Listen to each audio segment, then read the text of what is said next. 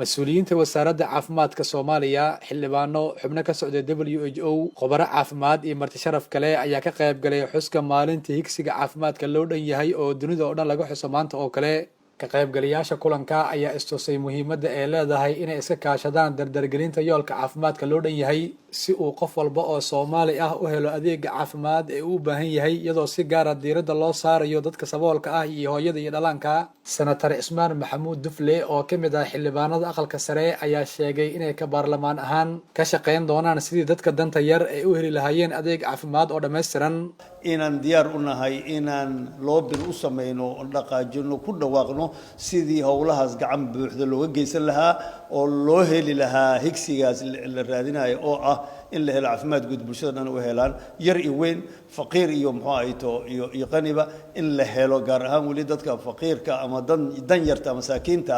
inay u helaan fursad oo shacabkeena waliba u badan yahay iyo caruurtii oo waliba ognahay xaaladooda iyo dhimashada maanta caruurta halka ay taagan tahay inay tahay meelaha adduunyada ugu hooseeyo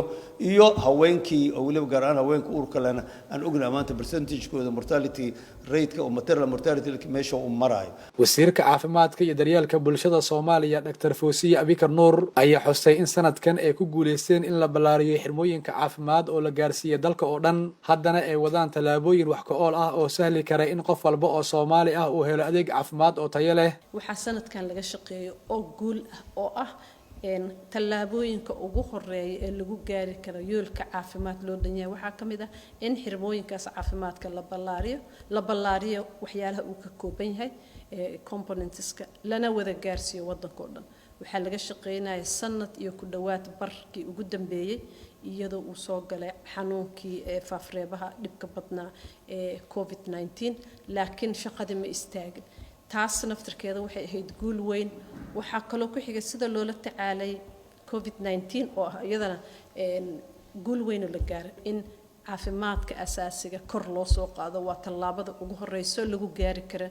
yoolka caafimaadka loo dhan yahay. waxay ahayd guul. waxaan sanad walba rajaynaynaa in sanad walba la soo bandhigo tallaabooyinkii muhiimka ahaa oo la qaaday sanadkaas si mar walba la isu xasuusiyo meesha laga yimid iyo meesha loo socdo. xuska maalinta yoolka caafimaadka loo dhan yahay ayaa sanadkan ku soo aaday xilli dunida ay weli dagaal kula jirto safmarka COVID-19 oo ay sababtiisa adduunyada dhan u geeriyoodeen ku dhawaad 2 milyan oo qof. Xabiib Axmed Cali, warbaahinta qaranka, Muqdisho.